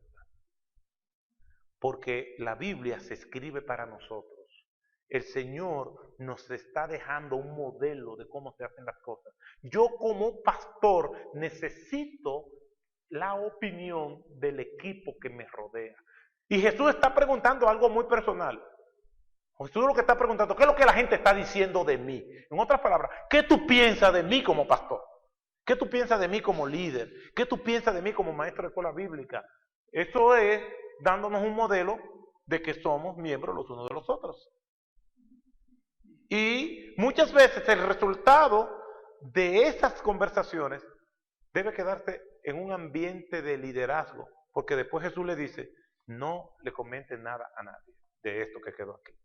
O sea que realmente la mejor manera de prevenir el desgaste es trabajar con el modelo que Cristo nos dejó, el modelo de comunidad, y estar evaluando permanentemente. Mi hermano César allá atrás, creo que quería hacer una pregunta y después mi hermana aquí adelante. Primero allá atrás. ¿Y cómo puedo saber si el llamamiento al ministerio es real, es genuino y no darme cuenta? Perdón, reformula la pregunta que... ¿Cómo puedo darme cuenta que el llamamiento es real, es genuino y no como la persona que puso como ejemplo a los 17 años? Se me hace que eso es muy frustrante. Excelente. Para las personas. Sí.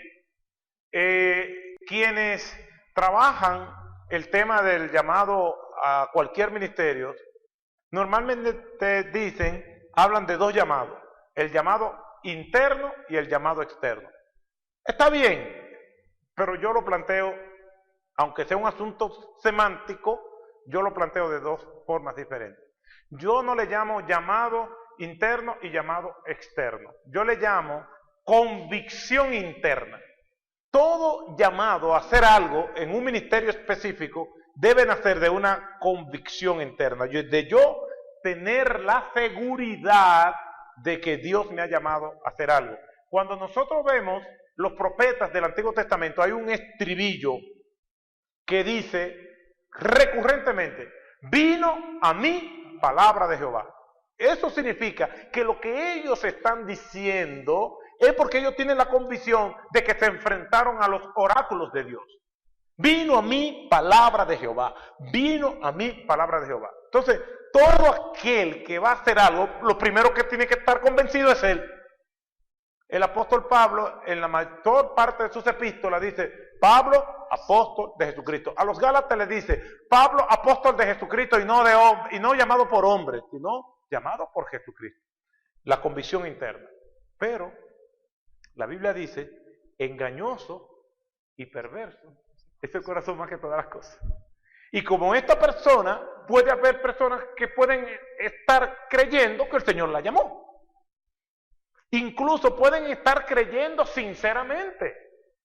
Algunos historiadores dicen que Cristóbal Colón murió convencido no de que encontró otro mundo, sino una ruta alterna a las Indias orientales. Y eso es una versión muy fuerte en el ambiente académico de los historiadores. O sea, que una persona puede estar sinceramente engañada. O sea, no crea usted que todo el que está en la mentira es por hipócrita. ¿Ustedes no creen que un musulmán que se pone un chaleco de explosivo y se revienta en un ataque suicida, ustedes creen que él lo está haciendo? Dice, yo sé que esto es mentira, pero me voy a matar. No. Yo sé que esto es un engaño. Yo sé que me están manipulando, pero yo no. Él cree que él va a resucitar en el paraíso acompañada de 21 virgen. No está mala idea, pero él está sinceramente engañado.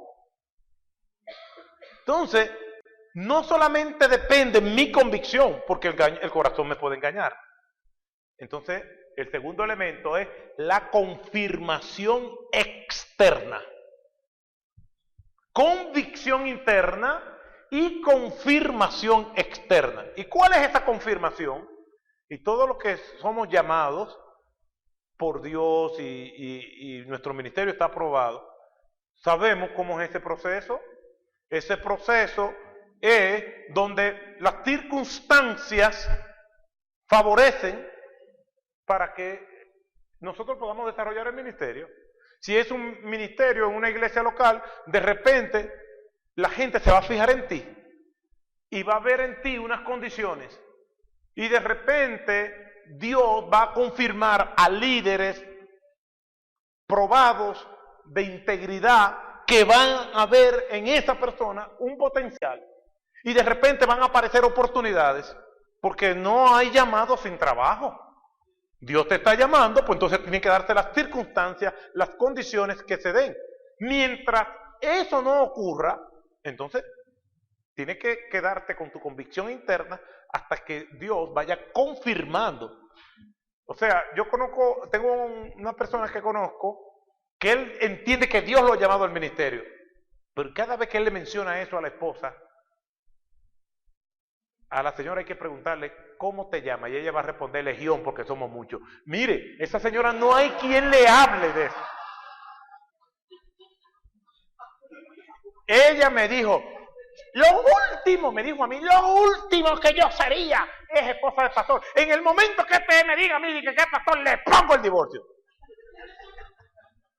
Y él tiene una pasión por el ministerio. Ahora, ¿él es llamado?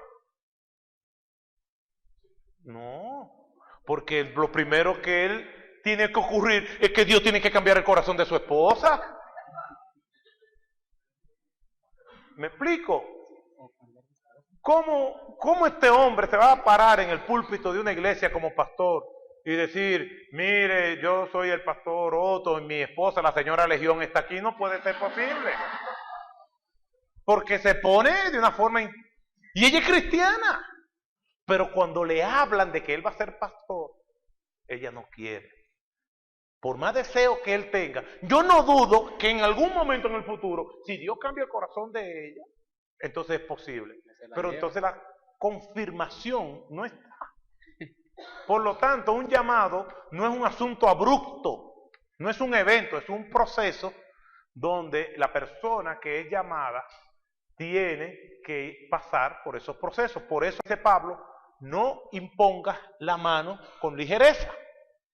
¿Por qué? Porque hay que reunir unos requerimientos que solamente circunstancias, testimonio y tiempo son los que lo van a revalidar.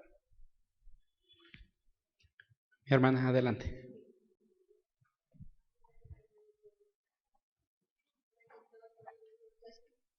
Yo le quiero preguntar a usted cómo puedo estar yo más filosita para ayudar a mi congregación. Somos una congregación nueva. Estoy siempre martes, jueves y domingo, siempre estoy allí, no fallo. Llevo la palabra de Dios a la calle. Y aquí está mi pastor, él es... Bueno, pues yo creo que la pregunta te tiene que hacerse.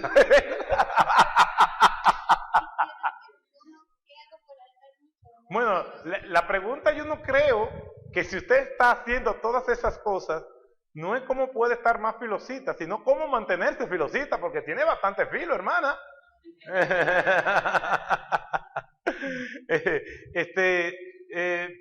Yo creo que los ministerios tienen que ser bajo supervisión de la iglesia local y bajo la supervisión pastoral y deben de llevarse de manera inteligente. No simplemente, yo voy a salir a predicar, no, tenemos que hacernos varias preguntas. ¿Qué queremos? ¿A dónde queremos llegar? Usar los dones y talentos de una manera inteligente. Yo una vez leí una definición que me gustó mucho de éxito. Es insistir con inteligencia. Porque puede ser que alguien se esfuerce mucho en hacer algo y porque le ponga muchas ganas al asunto, eso no quiere decir que esté siendo efectivo. Entonces, yo creo que la dependencia de Dios en oración, porque el filo no es solamente trabajo, es dependencia de Dios. Dependencia de Dios y que Dios se lleve toda la gloria es una muy buena actitud para mantenerse haciendo las cosas como Dios quiere bajo la supervisión pastoral. Okay. Mi hermana Mari Carmen atrás y después el pastor Luis aquí adelante. Pastor, ¿qué hacer para cuando se llega al éxito mantenerse y no venir de nuevo a decadencia? La decadencia es inevitable. Lo que podemos evitar es la subsistencia. ¿Por qué? Porque ya yo dije que a mí me recomendaron de una manera indirecta que si no me gustaba el ajedrez.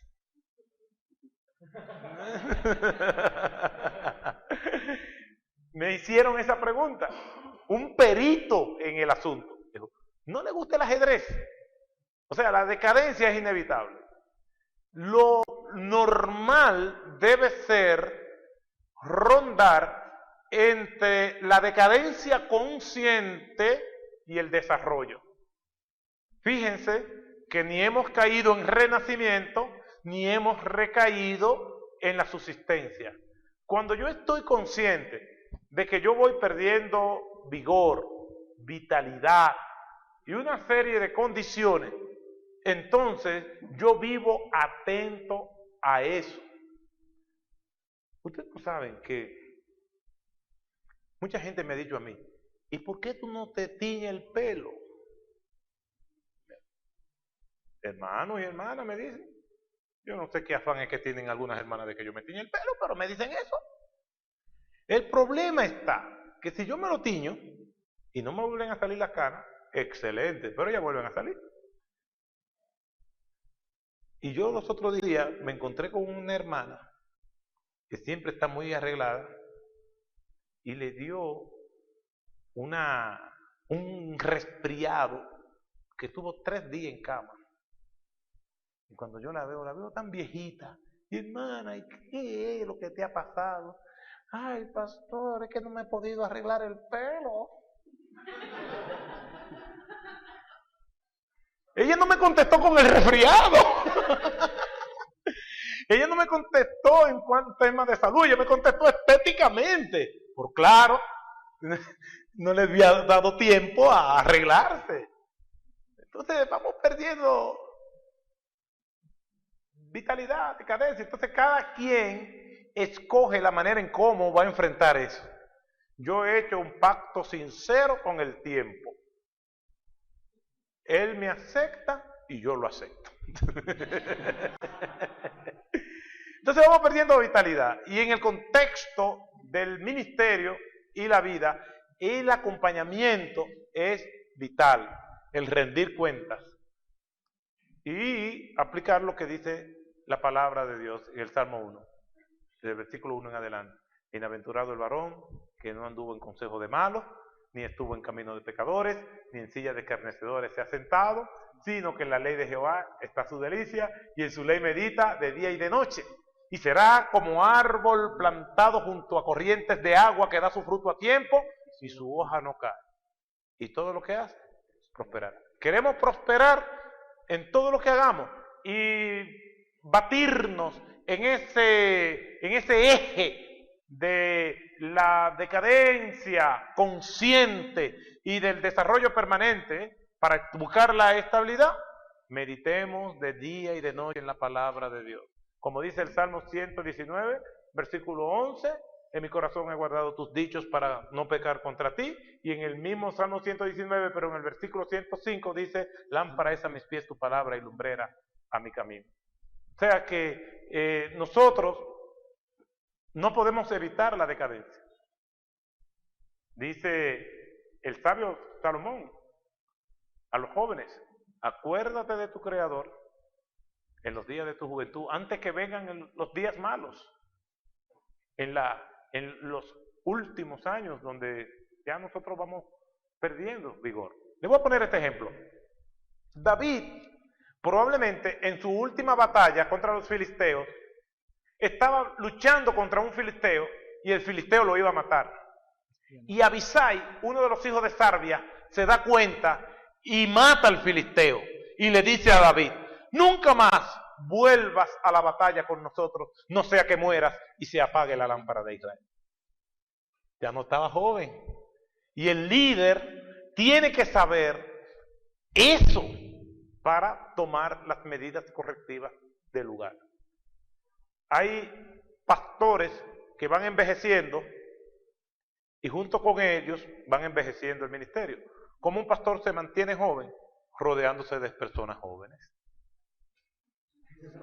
Para que los jóvenes que el pastor no pueda traer, lo atraigan los Timoteos que él tiene a su lado.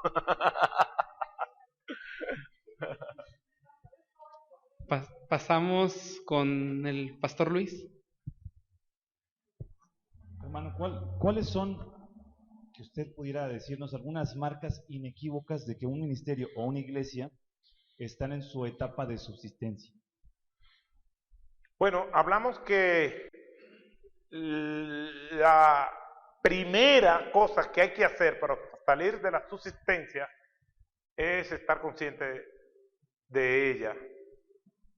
Y la primera acción es arrepentirse de sus pecados. La subsistencia indica pecados en las tres áreas, pero el primer pecado que engendra a todos los demás es el pecado doctrinal, pecado contra la palabra de Dios. Cuando la palabra de Dios deja ser la norma de fe y conducta de los creyentes, entonces cualquier cosa es posible. Cuando vino la reforma protestante y los reformadores levantaron y enarbolaron la bandera de las 5 solas, lo primero que dijeron fue sola escritura. Eso fue lo primero que dijo Lutero. Lutero volvió a la palabra de Dios, fue un avivamiento teológico. Un avivamiento teológico. Y Lutero estaba bajo el sistema romano, pero algo le decía a Lutero, y era el Espíritu Santo, que las cosas no estaban bien. Y Lutero se enfrenta a una experiencia donde ve las ventas de reliquias y de indulgencias, y un hombre ebrio en la misma catedral donde él enseñaba en Wittenberg le dice: yo compré mi indulgencia, yo estoy bien. Y Lutero dice que no puede ser. Y se encuentra con que el justo por la fe vivirá. La fe en Cristo, no en la iglesia, no en las tradiciones. Y comenzó un proceso de reformar la iglesia, no de cambiar de iglesia, sino de que se reformara. Pero eran estructuras de poder donde no estaba en la voluntad de Dios que eso cambiara. Y entonces dijo los reformadores: solamente la Escritura, solamente por gracia, solamente a Cristo, solamente Dios y solamente a Él la gloria. Nada más. Todas las herejías comienzan cuando ya nosotros no nos sometemos a la palabra de Dios. Por eso ellos decían que la palabra de Dios es nuestra norma de fe, es decir, eso es lo que yo creo, y conducta, eso es lo que yo practico. Entonces, cuando una iglesia está en la subsistencia, lo primero que tiene que ir a la palabra de Dios. Nuestro Señor Jesucristo combatió a Satanás con la palabra de Dios. Lámpara es a mi pie tu palabra y lumbrera mi camino. Tenemos que reconsiderar las Escrituras y entonces volvernos a ellas. Entonces, realmente, después todo lo demás pueden ser circunstanciales, porque es posible, como nosotros lo vemos en las iglesias del Asia Menor, Apocalipsis, capítulo 2 y capítulo 3, que dentro de esos pecados contra la palabra de Dios haya iglesias que tengan algunas cosas y otras tengan distintas situaciones que trabajar. A los de Éfeso le dijo: era una iglesia buena, pero había perdido el primer amor, la pasión por Dios, la entrega, pero doctrinalmente estaba correcta. Entonces Dios tiene que recordarle que aunque tú creas correctamente, también tiene que vivir correctamente. Pero si está en decadencia, es porque la palabra de Dios no ha sido honrada y hay que volver ahí. Ok, doy nada más ya despacio a 2 manos por ahí levantadas, el pastor Cristian atrás y luego el pastor Samuel aquí adelante, y con esa es la última y terminamos la ronda de preguntas. Otto, buenas noches. Una pregunta. En las iglesias tenemos ciertos ministerios, ¿verdad? O actividades que parecen ser rutinarias, por ejemplo, reunión de mujeres, reunión de hombres, reunión de adolescentes, etcétera, etcétera. Y dentro de todas esas reuniones, la mayoría de las iglesias se tiene una reunión de oración, que casi siempre es la menos concurrida. ¿Cómo podríamos nosotros evaluar o considerar cuando una reunión, y en especial la reunión de oración, que parece ser como que es algo piadoso en una iglesia, ¿no? O sea, como que un cristiano que no ora es algo extraño, algo raro. Pero definitivamente dentro del contexto cultural, en una iglesia puede ser como que ese ministerio no dé fruto, ahorita por lo que tú nos comentabas. ¿Cómo podrías tú considerar en específico, o sea, un ministerio de reunión de oración en una iglesia cuando no es fructífero? Muy bien. Siempre de vez en cuando alguien en la iglesia me pregunta, ¿por qué en esta iglesia no hay culto de oración? Me dice, nosotros no tenemos un culto exclusivo de oración. La meta de nosotros no es tener un culto de oración concurrido, es que cada creyente tenga una vida de oración. Esa debe ser la meta, que cada uno de nosotros seamos personas de oración. Los judíos concurrían a la hora de la oración al templo, pero estaban lejos de Dios. Entonces, no estoy diciendo que estoy en contra de los cultos de oración, pero tenemos que reformular el orden que nosotros debemos procurar. Y lo que tenemos que procurar es una vida de oración íntima con Dios. Y lo puedo demostrar con más evidencias bíblicas. Cuando el Señor está enseñando el Sermón del Monte, no dice, cuando vayas a la sinagoga a orar, o cuando vayas al templo a orar. No, dice, cuando tú vayas a orar, enciérrate en tu habitación y cierra la puerta, porque es algo tan íntimo, tan particular entre el creyente y Dios, que eso no debe ser difundido. Y dice, y tu Dios, que ve en lo secreto, te recompensará en público. El énfasis de la oración en el Nuevo Testamento y en el Antiguo Testamento es una oración privada. Y eso es lo que nosotros tenemos que enseñar y procurar, que la iglesia ore en sus casas. Cuando la iglesia ore en sus casas, entonces vamos a tener cultos de oración concurridos. Entonces, no es que vamos a forzar a que la gente venga a un culto de oración para que entonces cambie la vida de la iglesia. Es al revés. Vamos a procurar que la gente ore de manera constante y permanente, orar sin cesar, para que entonces se refleje en la recompensa pública que Dios va a dar. Hay, sin embargo, momentos especiales donde la iglesia puede ser convocada a la oración. Vamos a tener un culto de oración, pero ese culto de oración es más como testimonio de lo que nosotros hacemos en la intimidad. Porque si convocamos a la oración y la gente va y ora ese día, pero no tiene una vida de oración, lo que hubo fue una convocatoria. Entonces, lo que tenemos que procurar es que cada uno de nosotros seamos personas de oración. No lo vamos a encontrar en el Nuevo Testamento, en la vida de la iglesia, un énfasis a que nosotros tengamos culto de oración. Lo que vamos a ver es que tengamos una vida de oración privada entre nosotros y el Señor. Ok, por ahí el pastor Samuel, y aquí con esta última terminamos esta conferencia. Pastor, muchas gracias por la enseñanza y Amén. consejos esta noche. Una pregunta relacionada con el nacimiento de una iglesia o el nacimiento de un ministerio, la etapa inicial.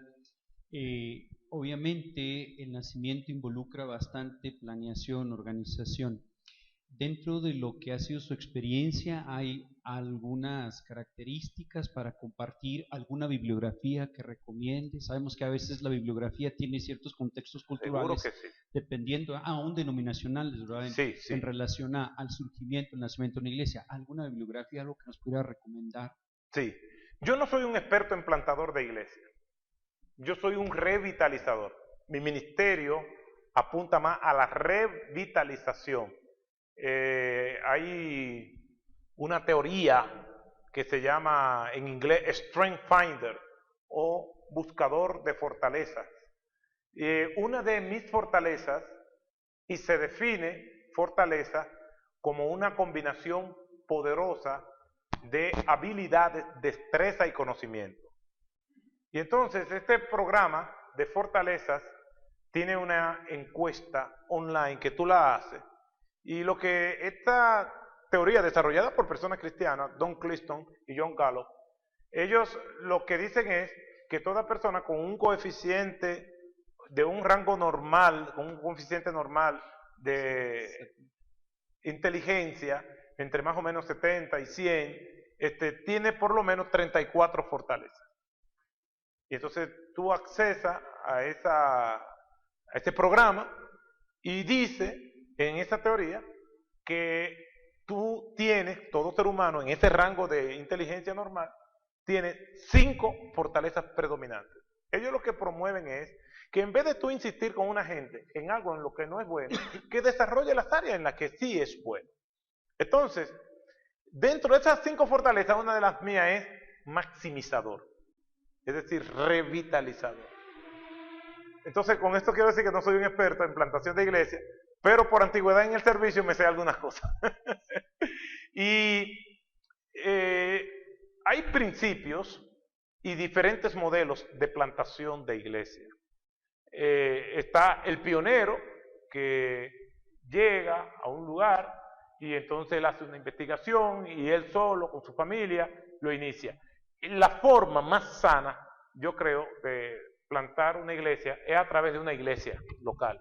Esta iglesia local, como nosotros lo vemos en el modelo del Nuevo Testamento, decide comenzar bajo oración y mediante las 2 características del llamado, la convicción interna y la confirmación externa, también se aplica a una iglesia, porque de repente vemos familias que en aquella localidad hay una serie de elementos y decimos, bueno, vamos a comenzar, pero necesitamos un líder. Yo no recomiendo que el mismo pastor que esté en la iglesia local sea el mismo que esté plantando otra iglesia, porque se va a desgastar. Y entonces, queriendo atender las 2, yo sé que los misioneros no nos enseñaron eso.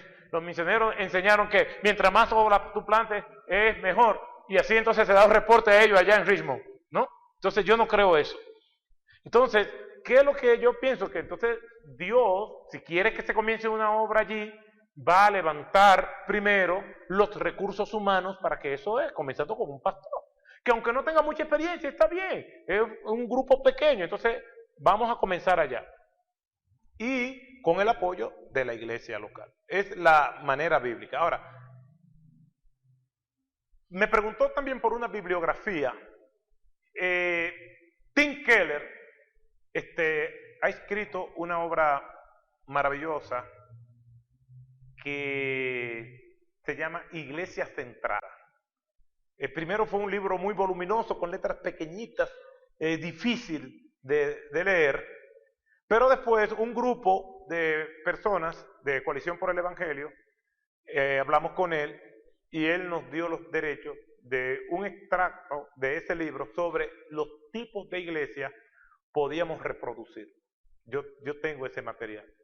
Donde Tim Keller enseña las fortalezas y debilidades de las iglesias según su tamaño. Es un ensayo, porque nadie había escrito sobre eso. Porque las iglesias que están recién comenzando, a veces se minimizan ellas mismas diciendo, no, que yo estoy comenzando, y el pastor que está comenzando una obra dice, no, porque yo lo que estoy es comenzando. No, pero tú tienes una fortaleza que no lo tiene una iglesia de 1000 gente. O una iglesia de 50 personas congregándose, tiene una serie de fortalezas hermosísimas que van a llevar al otro nivel. Entonces, ese material es extraordinario porque nos ubica a nosotros y nos da esperanza según el tamaño en que nosotros nos encontramos. Para mí esa es una obra maestra. Y, por ejemplo, para decirle, una iglesia de 30 personas, un pastor de una iglesia de 30 personas, porque yo llegué a tener 30 personas, veíamos a los pastores de iglesia de 500 personas, ¡wow! Una persona extraordinaria.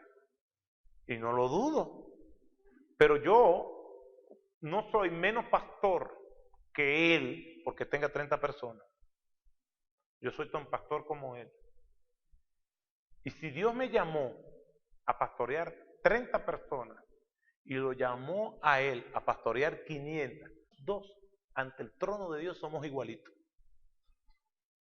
Y él no tiene más autoridad que yo porque tenga 500 y yo 30.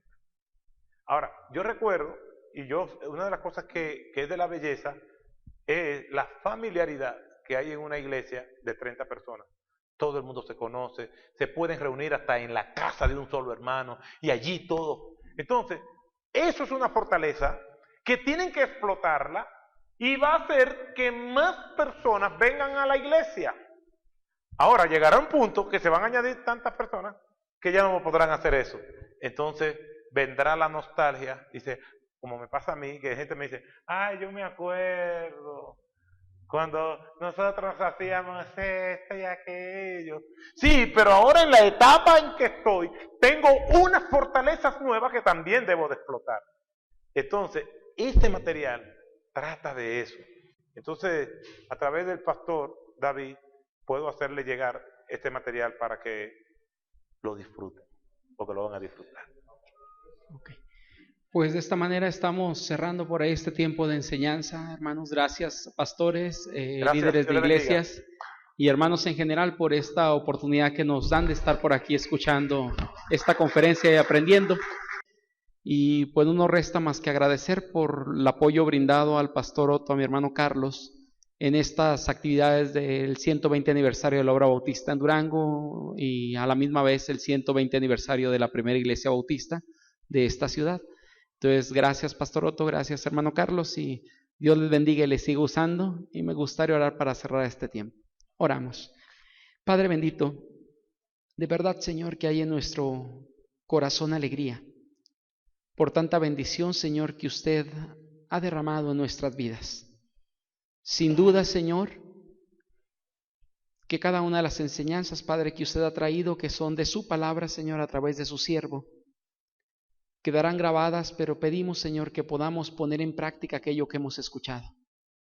Gracias por la enseñanza del día de hoy, Señor, porque, como bien lo decía el pastor Otto, Señor, es un reto para todos nosotros. Nadie puede perecer todo el tiempo en el éxito, pero debemos ser conscientes, Señor, a dónde acudir y a quién acudir, que es a usted, en los momentos que requiramos, Señor, ir hacia usted, para que nos ayude a seguir adelante, Señor, en el proyecto que usted ha puesto en nuestras vidas. Gracias por cada pastor aquí presente, por cada líder y por cada miembro de congregación, Señor. También permita que esto que hemos aprendido, que esto que hemos visto, podamos poner en práctica, Señor, en cada área de nuestra vida y poder glorificarle, Señor, en cómo vivimos a cada momento. Gracias le damos por esta noche, pedimos de su bendición y nos lleve, Señor, a donde quiera que vayamos, con cuidado, Señor, con su cuidado sobre nuestras vidas y que podamos seguir disfrutando de su presencia a cada momento. Gracias por este tiempo en Cristo Jesús. Amén.